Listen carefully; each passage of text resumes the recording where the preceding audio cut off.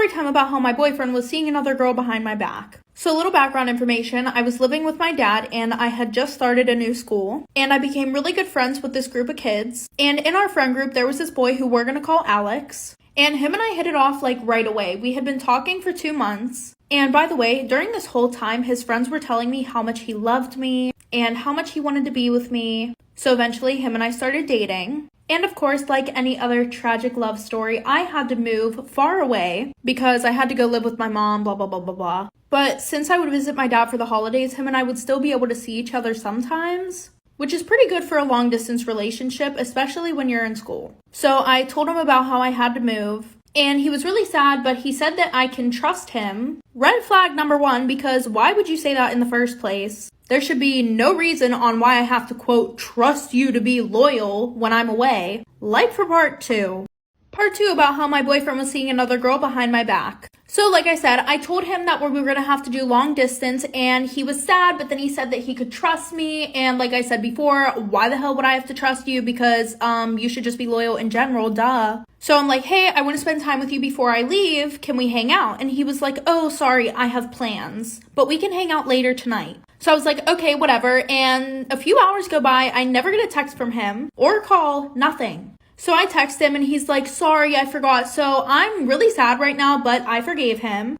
Quick note here, ladies, if he wanted to, he would. He would have canceled his plans if he really wanted to see you. Anyway, so I move and fast forward 2 to 3 weeks. And Alex and I literally have only been texting, no calls, nothing like that. So I'm talking to one of his friends and one of his friends tells me that he's been talking to this other girl. And he's been telling everybody that he's been wanting to break up with me for weeks because he wants to date her instead, like for part 3.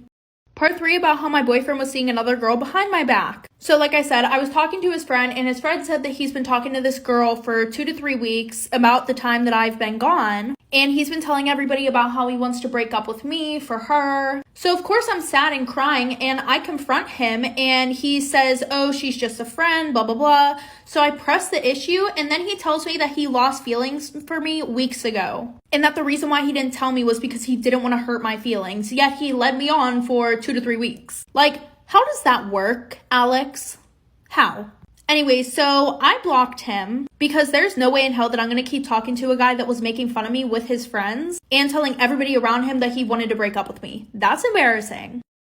My heart almost jumped out of my chest when my girlfriend told me she was pregnant. She had called me earlier to tell me she had something urgent to tell me. And being pregnant was the last thing I was expecting to hear from her. I was still too young and I was not ready at all to have a child. I had plans to fulfill, places to visit. And having a child is going to prevent all that from happening. I was still staying with my parents and I was supposed to leave to the States in a few months' time. I love my girlfriend, but I didn't even know if she was the one I wanted to spend the rest of my life with. So logically, the first thing that came into my mind was to tell her to abort it. She was still in school. We were both not ready to have a child. Then she told me she was already 4 months in. She didn't know she was pregnant because she was still menstruating every month. She just went to the hospital because she couldn't keep her food in. And that was when she was told she was 4 months pregnant. And it was too late to terminate it. And to make matters worse, she was pregnant with twins. I'm not very proud about how I acted in that moment. I was scared and I didn't know what to do. The only thing I could do was to put all the blame on her. I told her the baby was not for me, even though I knew I was the one who broke her virginity. I told her not to call me again and blocked her number there and then. She kept insisting that the baby was for me. She has always been stubborn, so what she did next didn't shock me. She went straight to my parents to tell them she was pregnant for me. When I got home that night, the first thing I received was a hot slap from my dad. He told me he was very disappointed in me. He said if I was man enough to impregnate a girl, then I have to be man enough to take care of her and the kids. Soon after that, he told me he has cancelled my trip to the States. He asked me to get a job instead since I was going to be a dad soon. All the plans I had for my life were just ruined just like that. And the only person I could blame was my girlfriend. Let's call her Pat. I felt like Pat had trapped me with the babies. My dad got an apartment for us when she gave birth. Then he called me aside that night and told me I was a family man now. So it was my job to look after Pat and the kids. I could see Pat was trying to make things work, but my ego was too big. And for some reason, I just felt it was all her fault. I knew her life was also ruined because of the pregnancy. But at that point, all I could think about was myself. I treated her very badly and I regret it so much. I never really helped her with the kids. They were always crying and I hated the sound of their cries. I always got angry at her when they start crying. She also didn't know what she was doing since she was a first-time mom, and her mom and her dad had basically disowned her. She had no one and I was supposed to be there for her, but I wasn't. Instead, I started dating another girl, and I even had the nerve to bring the girl to the apartment. I could see the pain on her face when I entered into the apartment with my new girlfriend. The room was a mess. One of the twins was in his bed crying, and she was breastfeeding the other twin. Pat looked so thin and so tired. I should have just gone to pick the other crying baby. Instead, I got angry with her for how messy the apartment was. I just picked my shirt and left the apartment with my new girl. I could hear Pat crying behind me. I should have gone back to console her, but I didn't. A month after this, I traveled outside the country and left her with the kids. Part 2 is up.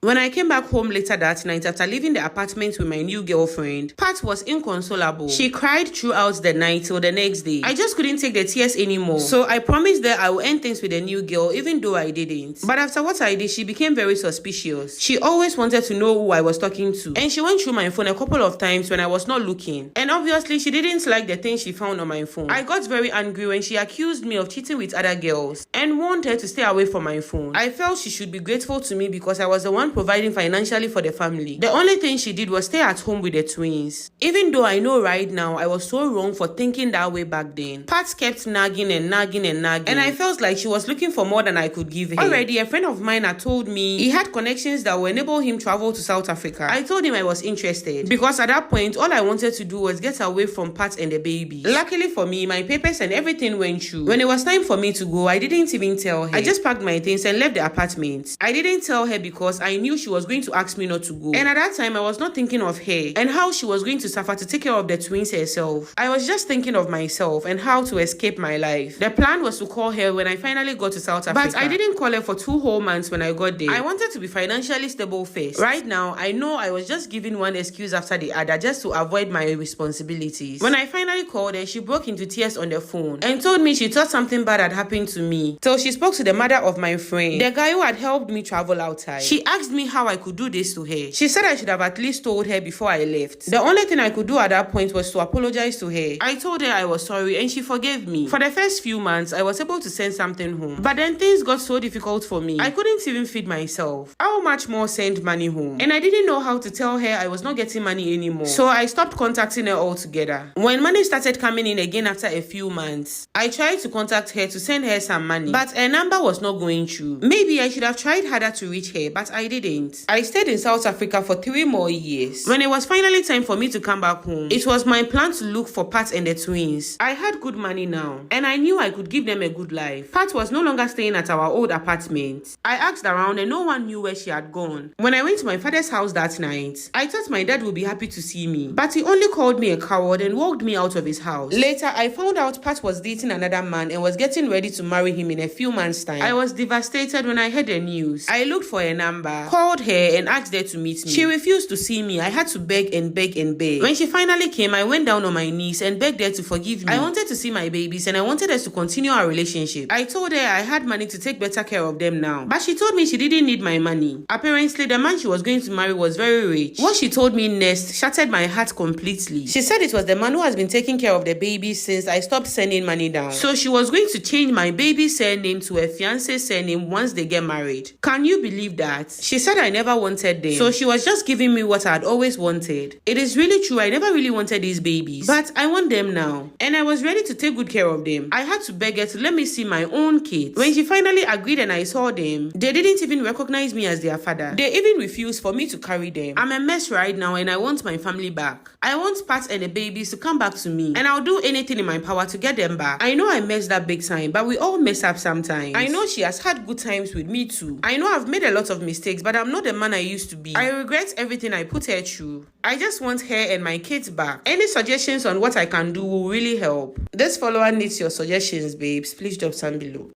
My wife is destroying my relationship with my son.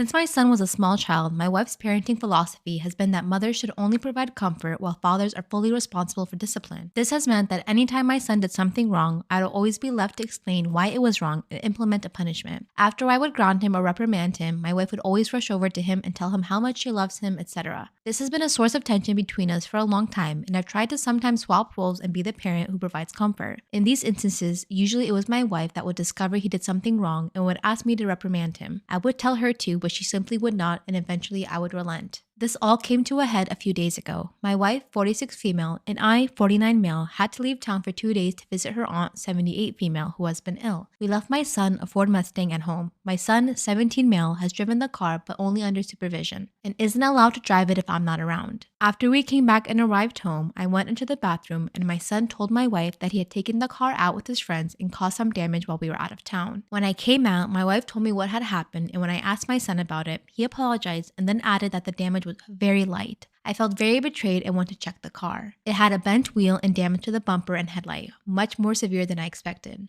I went back inside the house and yelled at my son, expressing how he lied about the damage and called him an idiot as the damage clearly indicated he had been driving recklessly, endangering himself and others. In anger, I said, 1. That my son was the least intelligent member of his friend group and that they took advantage of that. 2. That he was basically a toddler and I would start having to hide items from him so he doesn't break them. 3. He would be paying for the damages. My son apologized again and didn't say much the rest of the day. She suggested I talk to him more gently before bed so that he doesn't resent me. I replied that I've already said everything I wanted to say and that if she wants to talk to him, she can. She then expressed that my reaction has been disproportionate and how items can be fixed, and lastly how boys will be boys. Exhausted from the day, I went to bed without a real response to this. The next day after my son came from school and I sat him down for a talk, I told him that I did not think he was an idiot, but reiterated that his actions that day were dumb. I then asked him to tell me what exactly happened, and I would remain silent the entire time he narrates. Later, my wife told me that she thinks it's too harsh for our son to pay for the car's repairs. She said it was my decision to buy an expensive car that would require expensive repairs, and again, how boys will be boys. She then mentioned that while she does acknowledge what our son did was dumb, but said that it is perfectly normal for a kid his age to want to impress his friends. I have no patience for the boys will be boys mentality that she has repeatedly brought up, and told her that it was not a valid excuse for anything, and it is irresponsible for her to want our son, who is soon going to be going to university in another city, to have this way of thinking.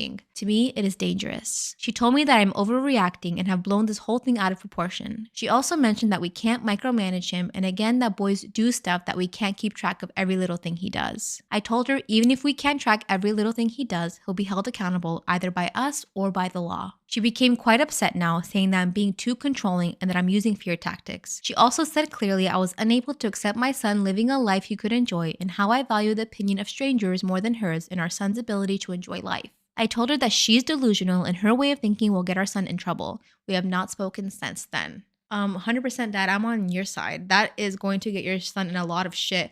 I want to just have fun.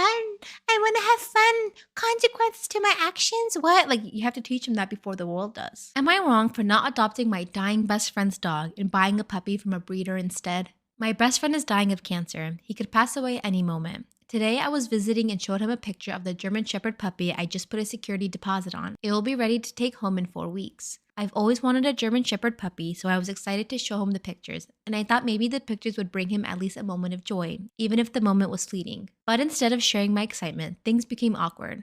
After a few minutes of awkwardness, I asked him what was wrong. I was blindsided by his response. He said that his cousin, who was supposed to take his 2-year-old pug named Horace, could no longer take him, and I could save a lot of money by taking his dog. I looked over at Horace and he looked back at me. Well, he tried to look at me, but he's got one wandering eye that pretty much is always looking towards the ceiling. I could feel his glare with his good eye though. Horace is not a good dog. This is not me being an asshole. This is simply me knowing Horace. He's a little shit, and on top of that, he shits in the house and he tears stuff up. He's always yapping. He's always wanting something. He doesn't even know what he wants. He literally just wants to want something non-stop. He was never properly trained. Overall, I'm not a big fan of the pug dog breed. Their faces look like it's been hit with a shovel. They are always gasping for air with their eyes bulged out as if they are stranded without a space helmet in the Martian atmosphere. I told my friend, no thank you, but I will try to help him find a good home. Really? He says, are you kidding me? You've known Horace since he was a puppy. I know. That's why I don't want him. He's just not a good dog.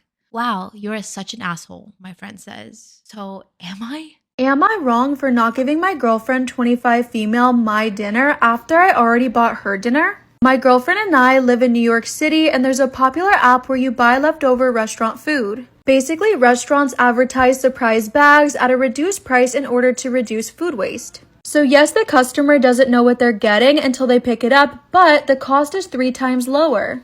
These are hit or miss, and sometimes you get exactly what you want for a really great reduced price, but sometimes you get something you otherwise wouldn't have picked. So yesterday, I ordered a big surprise bag from a barbecue place I was picking up on the way home. I texted my girlfriend asking if she wanted one, but she said no, she wasn't in the mood for barbecue. However, there was an Indian restaurant right next door that had surprise bags available on the app, so she ordered one of them. The barbecue was $12 and the Indian food was $10. When I got home to unpack the meals to see what I got, I was psyched about my bag. But I can't say the same about my girlfriend. Am I wrong for not giving my girlfriend 25 female my dinner after I already bought hers? I was psyched about my bag, and since I paid $12, I knew the value had to be at least $36, but honestly, the platter looked a lot more expensive. There were burnt ends, ribs, pulled pork, baked beans, potato salad, bread, onions, and pickles. Delicious. But my girlfriend was not so lucky. Her bag only had 6 different types of soup, half of which were cauliflower.